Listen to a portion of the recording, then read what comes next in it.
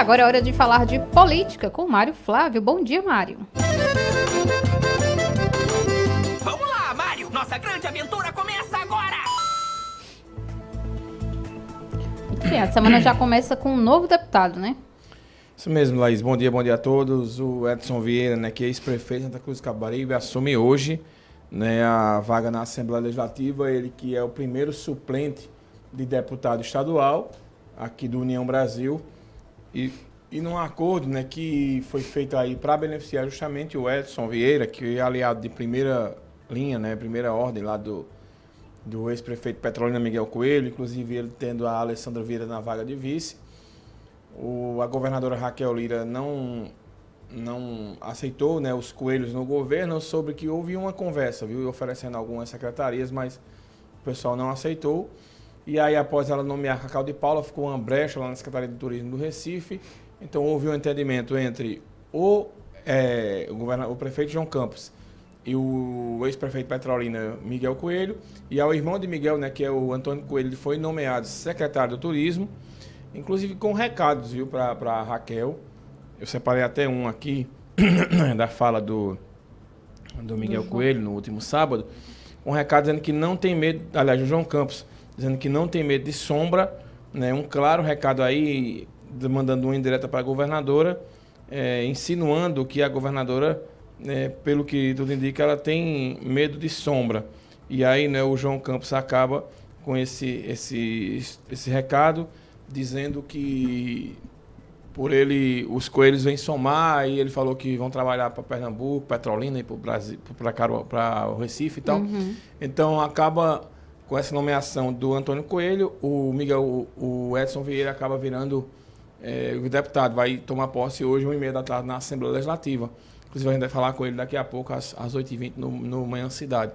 Então o Edson ressurge, porque o grupo da oposição estava todo desmantelado lá em Santa Cruz do Capibaribe, né, apenas com articulações. Então vamos trazer aqui uma fala do João Campos, que a gente possa aqui comentar sobre isso. O pai era o maior animal político que eu já vi. Certamente ele deve estar muito feliz onde estiver de ver a gente, Miguel, tendo a oportunidade de construir um caminho com diálogo, com capacidade de juntar, com a capacidade de trabalho, acreditando na política e juntando um time que está disposto a utilizar da força política para transformar uma cidade.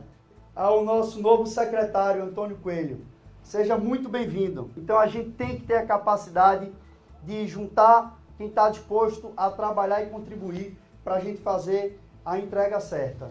Eu não tenho medo de sombra. Eu disse só a Miguel. Eu quero quem é melhor do que eu do meu lado. Quem for bom vai ter espaço no meu time. Antônio, bem-vindo e vamos pegar no serviço. Meu pai era... Tá aí, né, uma frase que Eduardo usava muito, que inclusive Raquel até usou algumas vezes, vamos pegar no serviço. E agora o João Campos está sempre usando, né? Eduardo sempre usava essa frase, né, quando ele estava nos discursos para falar na nomeação, ou então de uma crise que enfrentava. Então ele disse que não tem medo de sombra, né? Muita gente acredita que a governadora Raquel não abriu espaço aí para o Miguel Coelho para não ter um futuro concorrente dentro do próprio governo. Eu conversei com o pessoal do governo, o pessoal disse que não, que ofereceram algumas secretarias para eles lá, mas eles não aceitaram, estavam de olho em uma específica, mas acabou não rolando. E agora, né, o Antônio Coelho é secretário, é uma pasta que não tem muita visibilidade, né, a não ser mais naquela época lá do carnaval, nas épocas festivas. Isso eu falo do ponto de vista de visibilidade. Agora, claro que o turismo no Recife é extremamente importante, porque é uma das cidades que recebe mais turistas do Nordeste, né, principalmente pela questão do aeroporto, do porto de Suape também, enfim.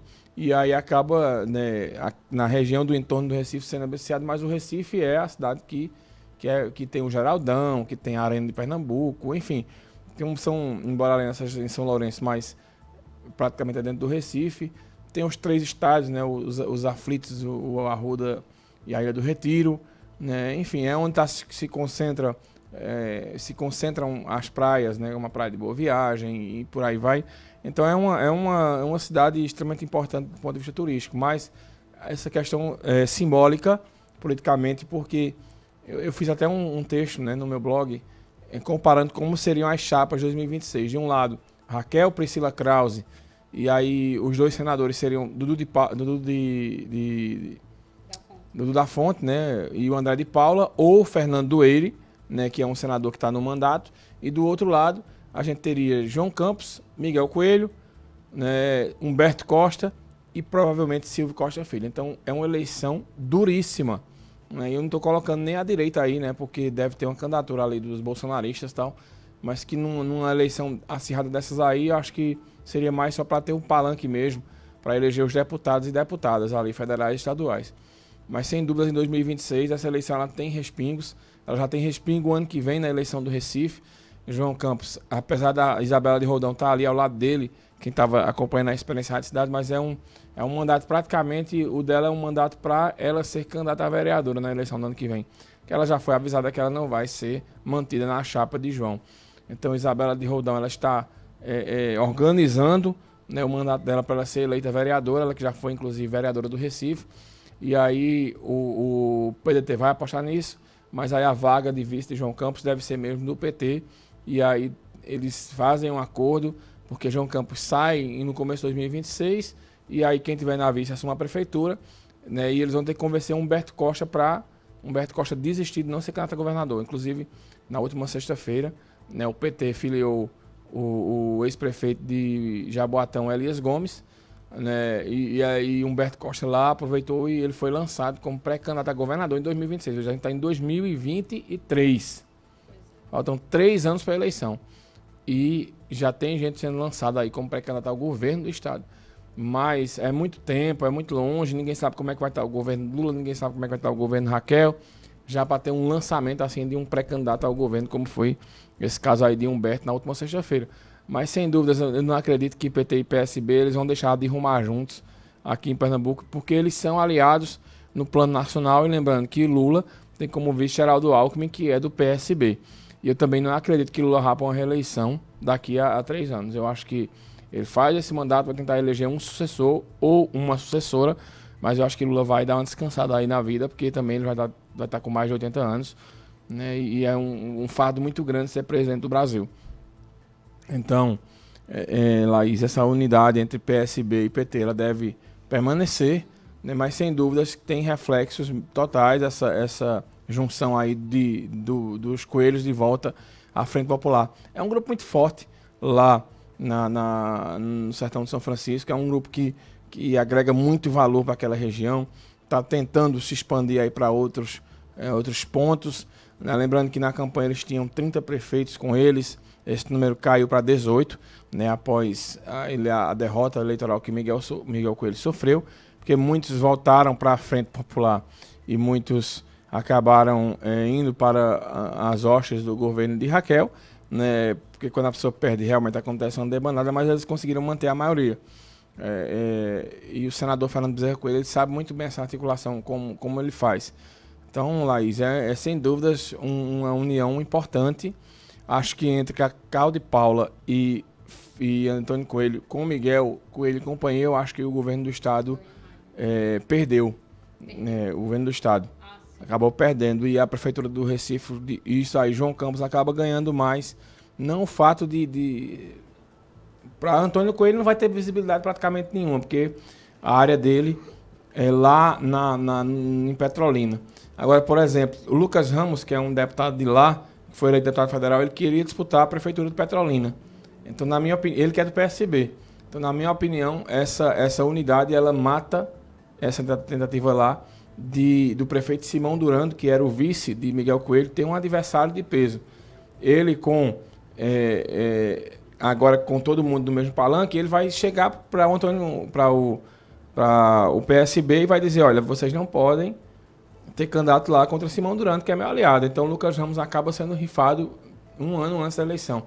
Então foi estrategicamente pensado dos dois lados. Olha, a gente te apoia aqui, Edson Vieira vira deputado, agora lá em Petrolina com a contrapartida. Lucas Ramos não pode ser candidato a prefeito. Então o PSB vai negar a legenda a Lucas Ramos, ele não pode sair, porque se ele sair ele perde o mandato. Gera um desgaste, mas de fato acaba sendo as peças de xadrez, elas se movimentaram de uma forma inteligente aí do prefeito João Campos. Acredito também que Raquel também está de olho no PSD, que é o partido de Cacau, né, que é comandado por André, e também lá na frente tem o apoio de André de Paula na eleição para o governo do estado de novo. Mas, sem dúvidas, acho que João Campos ele ganhou um pouquinho mais nessa questão aí. Embora Raquel também ganhou, né, mas, sem dúvidas, João Campos ganhou um pouquinho mais. Para a gente encerrar, falando do seminário Ouvir para Mudar, né, que terminou essa semana, termina essa semana, aliás, vai ter a última plenária no Recife, na região metropolitana, mas, sem dúvidas, foi um seminário que o governo saiu satisfeito, né, porque acredita o governo por ter lotado as plenárias, que foi um resultado muito bom. Eu penso um pouquinho diferente, eu acho que o povo vai gostar mais quando as ações chegarem, né, porque nesses plenárias tem muito carro comissionado que vai, muita gente que é aliado, aí você não sabe ali direito quem é quem no jogo do bicho, como a gente costuma dizer, né? Quem é orgânico e quem não é, quem vai realmente da comunidade naquela questão de sem ser impulsionado, né? Como a gente costuma dizer, quem vai de forma orgânica. E quem foi de forma orgânica, pelo menos na plenária em Caruaru, que eu acompanhei da educação e da cultura, só foi para reclamar.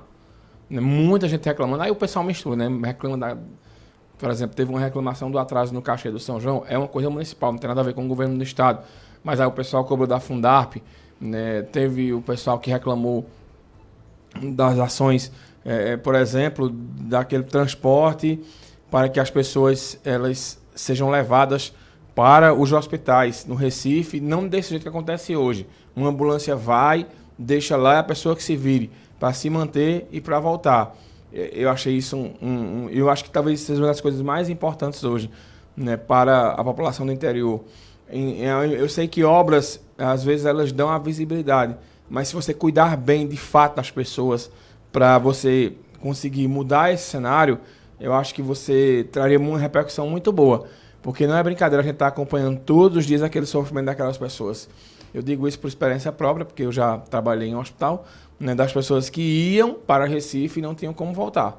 Ficavam lá, dependendo de parentes, dependendo de ajuda, de quem estava lá, às vezes... Até das próprias prefeituras, né? Para uma ambulância que for, trazer eles de volta. Funciona desse jeito hoje, né? A ambulância vai, aí ela sai, às vezes um vereador, tem uma conhecida que está lá no Barão de Lucena, então a ambulância vai para o IMIP, fulano na volta, passa no Barão de Lucena para trazer o pessoal que está lá. Aí o pessoal fica lá, volta de ambulância, que é um ambiente que não é um ambiente para isso, não é propício para isso, é para carregar paciente. Né? Volta de ambulância, é um desconforto danado, mas enfim, porque não tem como voltar. Eu acho que é isso que precisa mudar. Precisa encontrar um transporte adequado para levar as pessoas, né, para a metropolitana, para o Recife, e também ter o transporte de volta organizado. E isso aí o governo do estado pode fazer uma parceria com as prefeituras, inclusive para ter casas de apoio próximo a esses hospitais. Eu tenho uma casa de apoio na Boa Vista, mas, por exemplo, quem está num hospital em um bairro distante, essa casa de apoio ela vai de pouco servir, porque a pessoa vai ter que se deslocar e ter que gastar do mesmo jeito. Então tem que ter locais estratégicos, né? Mesmo que haja um intercâmbio entre as prefeituras, uma casa de apoio perto do IMIP, eu estou com um paciente lá no Hospital das Clínicas. De Toritama, o paciente é de Icupira. Então, as prefeituras, como funciona na Secretaria de Saúde, quando você vai ter a geração da senha, né? Eu acho que poderia ter essa senha também das pessoas se deslocarem lá, para que não acontecesse esse tipo de coisa, e as pessoas não viajarem, ficarem lá nessa dependência, porque não é fácil, né? Você não ter dinheiro, aí você viaja, fica lá no frio, na chuva, no calor, sem ter onde tomar banho, sem ter onde fazer a higiene pessoal, né? Se e a população acaba também, né? sofrendo bastante. Eu acho que para você ter um governo humanizado, tem que começar a humanizar a partir dessa situação. Perfeito, Mário. Então a gente fala mais sobre política dentro do Manhã Cidade e também, né, no Momento Cidade Entrevista. Isso mesmo, Laís. Daqui a pouco, às 8h20, a gente vai conversar com Edson Vieira, né, novo deputado que volta à Assembleia hoje. E às 11 horas o professor Marco Aurélio vai receber o Marcelo Kumaru, porque o assunto aqui vai ser hoje, né, a mini reforma eleitoral, que é o que tudo indica, não deve passar no Senado. Perfeito. Então, obrigado, Mário. Boa semana. Até amanhã. Até. O cafezinho. Vamos tomar um café logo cedo?